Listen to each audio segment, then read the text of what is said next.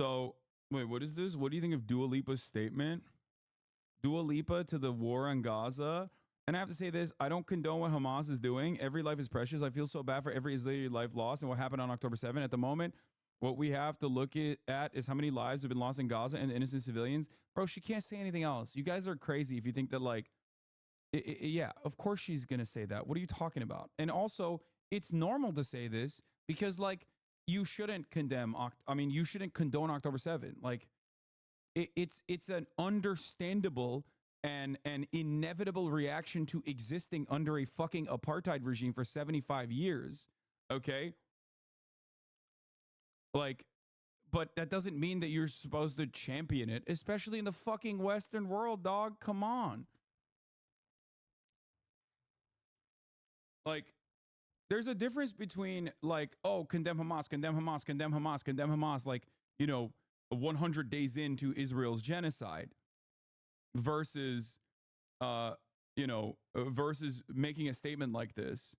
You have to open it up like that. Otherwise, as a Muslim woman too, which Dua Lipa is, she's already like #1 anti-Semite on all these fucking lists nonstop.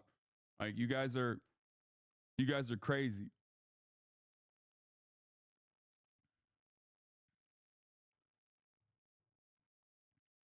Anyway, at the moment, what we have to do is look at how many lives have been lost in Gaza, the innocent civilians, and the lives that are just being lost.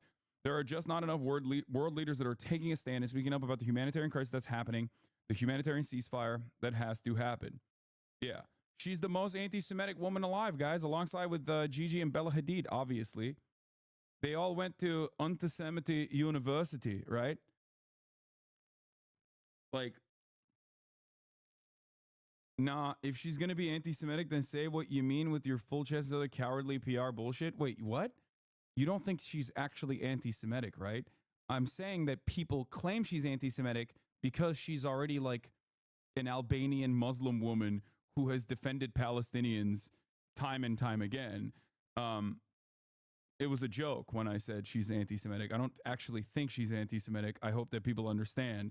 Dua Lipa is not anti-Semitic, and neither is Gigi or Bella Hadid.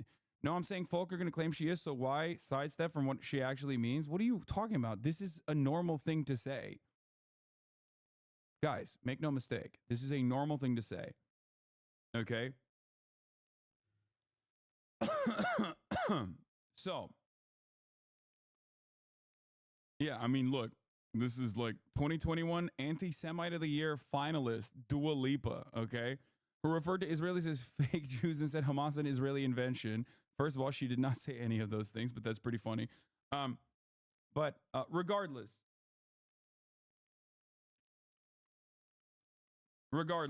okay? She's calling for a ceasefire. She's talking about the humanity of Palestinians. And she's also saying, I don't condone what Hamas is doing. Every life is precious. And, I feel bad for the Israelis that were lost on October 7th, which is normal. It's a normal thing to say.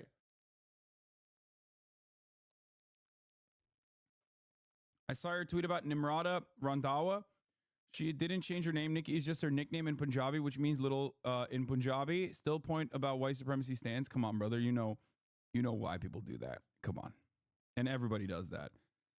Like, people change their names. I will talk about that in a little bit.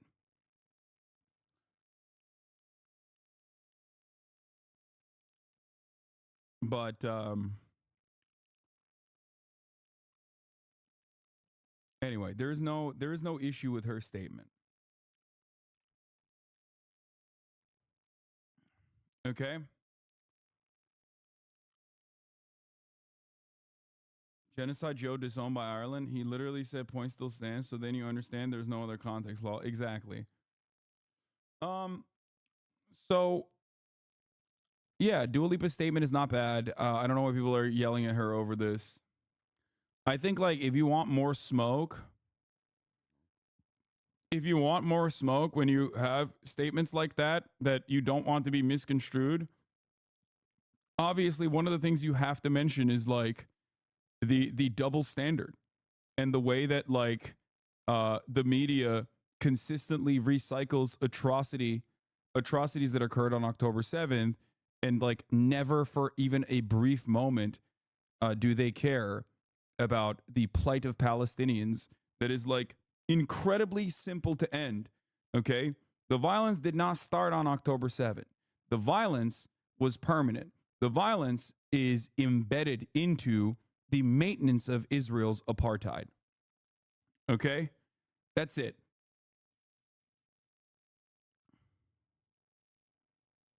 It's tempting to be belligerent and say what Hamas did was justified considering how relentingly belligerent the opposition is. Guys, I said this on October 8th. Okay? And my point still stands. A lot of people think they can be as callous and as indifferent to the violence as those who defend Israel. You cannot, okay? You cannot be as callous and as repugnant morally when you defend Palestinians in the Western world. That is just the truth. If you, for any moment, think that you can get away with saying something that's even easily misconstrued, you will be absolutely packed up, okay? You'll be packed up. You will lose career prospects. You will be belittled. You will be humiliated. You will lose your job opportunities. Even if you say things that aren't misconstrued in defense of Palestinians, you can still lose your job, okay? That's it.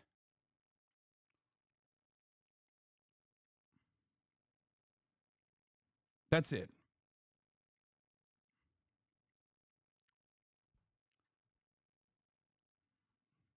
And this isn't just about Palestinians. This is in general. I mean, the same goes for defending, like, criticizing America bombing Yemen, right?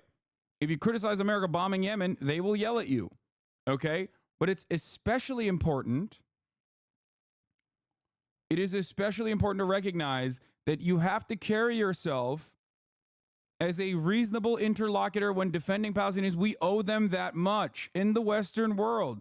You are not being productive or good when you get horny and say silly shit that you think is like cool in the moment. Okay? And I'm saying this as someone who understands that, like, I think when passions rise from time to time, people say stuff that they normally, in a less heated moment, would not agree with. Okay?